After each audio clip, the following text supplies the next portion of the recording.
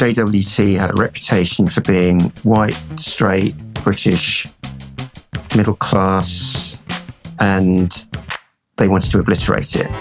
That was a highly acclaimed advertising industry veteran who found himself abruptly fired because of his identity, being a white male.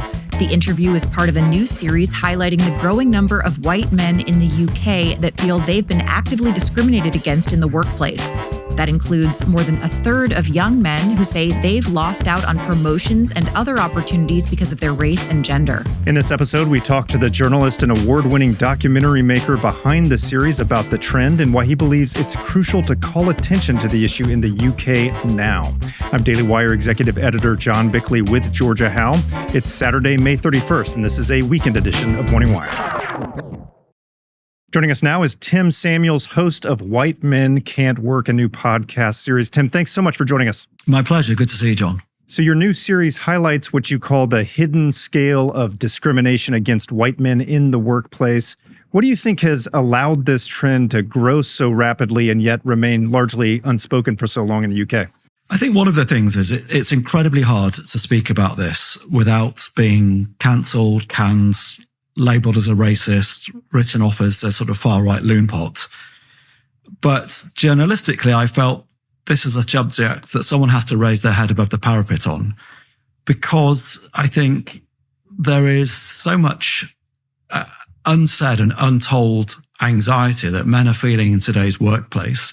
There's a level of discrimination, and these diversity DEI schemes don't work. So they don't even benefit women or people from minority backgrounds. And I've spent a lot of time over the years talking about men and mental health in my documentaries. And I just kept hearing from guys that I'm having a really hard time at work because I'm a guy. My career's really taken a hit. I'm terrified I'm going to say the wrong thing, but I can't say any of this out loud. And I just thought, good journalism requires airing things which are important. And I'm going to probably cop it for this. I'm going to be labelled as something I'm not, but I just thought it's an important story that we do need to tell. Yeah, I wanted to highlight your background a little bit more here. You were a reporter for the BBC. You've won awards for your documentary work in the past. Is this a major risk for you then, highlighting this issue? What was strong enough to sort of drive you to pursue this despite the risks? Yeah, I think it is. I've spent most of my life doing the BBC. I spent a bit of time doing Nat Geo in the States. More recently, I did the Free Press covering October the 7th attacks in Israel. So most of my work has been through, I guess, what you would classify as mainstream media. And I think I'm running into a minefield. No matter how sort of nuanced you try and be and balanced, I think by just even saying, hey, we need to talk about white men, some people are going to look at me and say, God, you've changed. Whereas I don't think I have. I've always believed in, I guess, classic values like fairness, free speech, meritocracy.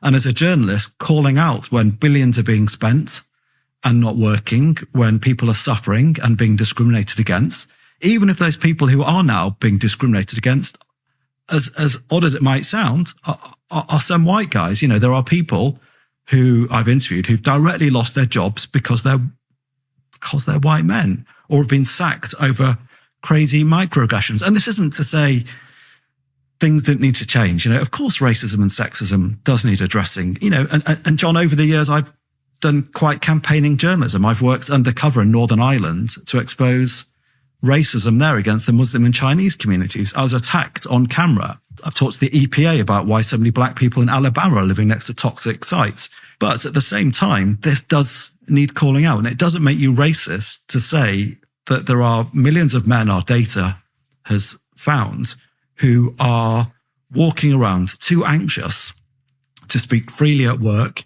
who say that their careers have been severely hampered. This needs calling out. It just has to be called out. And from a mental health point of view, we found there are 8 million guys in this country who say that their mental health has taken a hit because of DEI.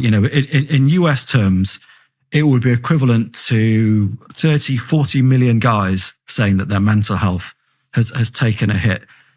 Suicide is a terrible problem with men. Work is so important to men's identity and self-esteem. We have to talk about this stuff without it being labelled as kind of racist or crackpot. Now, in one of the interviews I watched that you conducted, the gentleman that you talked to, he was in the ad industry. He said exactly that. He said his identity was really wrapped up in his career. He was a top-level professional, won lots of accolades for his work, and it took a major toll on him psychologically, even physically. Can you speak to that? What did experts tell you about the impact that this kind of cancellation has? Yeah, I mean, John, for better or worse, we're kind of hunter-gatherers at heart. You know, as men in particular, we are wired to work. That's how we get our income, our identity, our status, our sense of being men, for better or worse, is tied up with that. And when jobs become vulnerable, that has a huge impact. And, in the 2008 recession, there was a spike of about 10,000 male suicides in North America and Europe. After that, we put all our eggs in the work basket, and that's really dangerous. And what DEI is doing is it's making us feel incredibly vulnerable about this thing which is so important to who we are. And in some cases, Chaz, the advertising guy that you mentioned, he was working at one of the world's biggest ad agencies, and they decided post Me Too that this company's, it's a bit too white, it's a bit too male, it's a bit too sort of middle class and British. And he and 4 colleagues thought, that doesn't sound good for us. And he'd won the top advertising awards in the country. And so he emailed HR and said, well, what does this mean? And within days, all 5 of them were sacked. And they took them to an industrial tribunal, and the judge ruled that they had been sacked simply because they were men. They were sacked because they were men. And then the social media mob came for him. And it reached the point where he was diagnosed with trauma. He's moved to the other side of the world. And when I spoke to him, he said he still physically shakes when he thinks about what happened to him. So this is very deep trauma. And he's not the only person. There's a theme that runs through all 5 parts of White Men Can't Work. The guys who've been on the wrong end of this end up with really serious depressive issues. And there's a fascinating insight from a therapist we interview who says that when you kind of get cancelled, when you're cast out, it's the ultimate way for evolution to put you on edge. You're being ostracized. Traditionally, we would have lived as, in our bands, in our tribes. And when you're cast out, that means you're vulnerable to other tribes, to dinosaurs, to lions, to anything. So it's very, very destabilizing to be ostracized. And people are being ostracized for the smallest things. There was a lecturer at a university who, he wasn't getting on great with some of his colleagues because he was questioning some of the orthodoxy. And they decided to sort of get rid of him. And they collected microaggressions that he was accused of, including talking about the male and female ends of cables. If anyone's ever had a cable, there's a male and a female. Go on Amazon. It's what you call. He was told he was being sexist by referring to that terminology, and he was kicked out of his job. He spiraled. He ended up on antidepressants. So there's a kind of lack of humanity and a lack of empathy for men, which runs through all this. It's interesting. You're highlighting 2 elements or sort of prongs to this attack on white men: professional, but also social, cultural attacks. So even if a judge determines that you were wrongfully terminated, by bringing it up, you're punished socially. Do you see any progress on that front at all in the UK? We're seeing some major blowback here against DEI in the US. What about in the UK now? I would say, by and large, DEI is alive and kicking over here. I think some of the big companies, where they are US facing, have pulled back a bit. I think a number of others have doubled down and say, okay, we think this is important. And the Institute of Directors over here found that, a vast majority of big companies are still running DEI programs. It's still very much alive and kicking in academia. And police forces here and our National Health Service are still insisting on whiteness training, even though all the data shows that these courses backfire. There's a really interesting Harvard professor, Frank Dobbin, who we've been speaking to, who's looked at data sets for 8 million people who've been through DEI courses. And the studies show that when you run these courses, it actually has a negative effect. It doesn't help women. It doesn't help people from minority backgrounds, because you're essentially saying to white blokes, hey, by the way, you're all unconsciously racist and you're all privileged. And the natural reaction when someone calls you racist isn't to say, well, God, John, that's a brilliant point. I never thought of that. I am so racist. It's to say, well, F you. I don't want to be part of this. So, I go back to the original thing being, of course we should tackle discrimination where it exists. There are just smarter ways to do that, with mentoring, with work experience, with skills training in companies, not by running these courses, which ultimately are inspired by a cultural form of Marxism and crudely divide the world into oppressed and oppressor. And if you're white and male, you are automatically an oppressor, regardless of what your background is. If you could be working class, you could be blue collar, it doesn't matter. And billions, $40 billion or so a year is spent on these courses. And for what? They make things worse for those meant to help, and they demonize men. But to say this, whoa, look at you. You're a crazy sort of lunatic for even questioning this. So in the end, it's really a shortcut, an easy way to feel like you're addressing the problem. Whereas, as you mentioned, the long-term comprehensive approach really takes more effort, requires training people, changing cultural attitudes, building better infrastructure. All that takes a long time. This is a nice, easy solution that doesn't work at all in the end, like you say. I wanted to look into some of the polling numbers. You commissioned a group, JL Partners, to look into this issue. Can you tell us about those results? Yeah. So, really top pollsters here.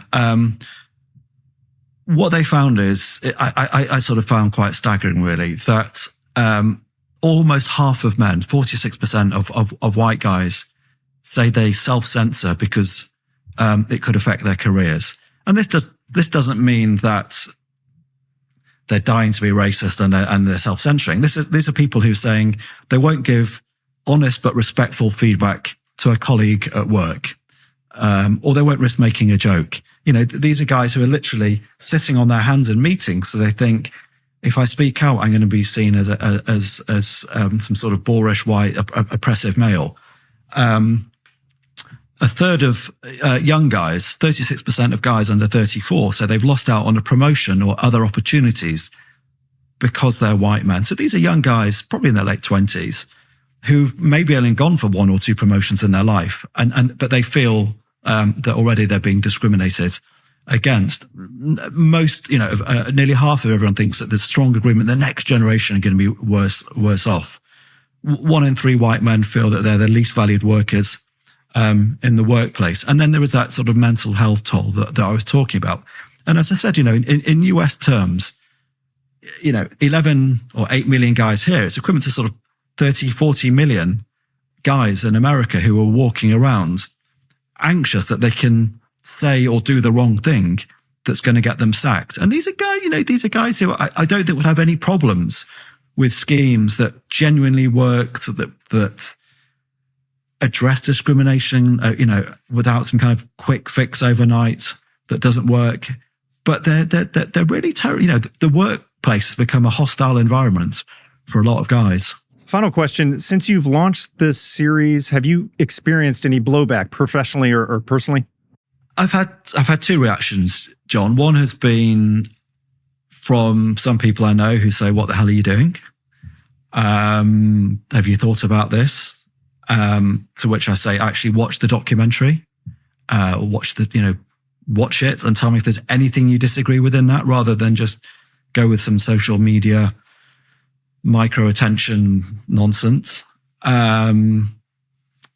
But I've also had people contact me and say, thank you for raising this. I can't say this out loud, but I've had a really hard time. I feel like I've been discriminated against. And I've also had some women get in touch with me, say, I'm not being allowed to say this, but in my job, but I've seen this happen. I've seen things happen to white men. A woman wrote to me this week, said, I've seen things happen to white men, which if they happened to women or people of color would have been deemed as completely unacceptable. And she was very senior in the creative industries here. So it's divisive. This stuff's always divisive. But I'm trying to sort of respectfully shed a light journalistically on something which I really do think needs addressing, because it's not helping anyone. It's not helping women. It's not helping people of color. And it certainly is not helping men. And mental health is so fragile in this world that we do need to look after our men as much as everyone else. Even the white men. Tim, thanks so much for talking with us. And where can folks watch the show?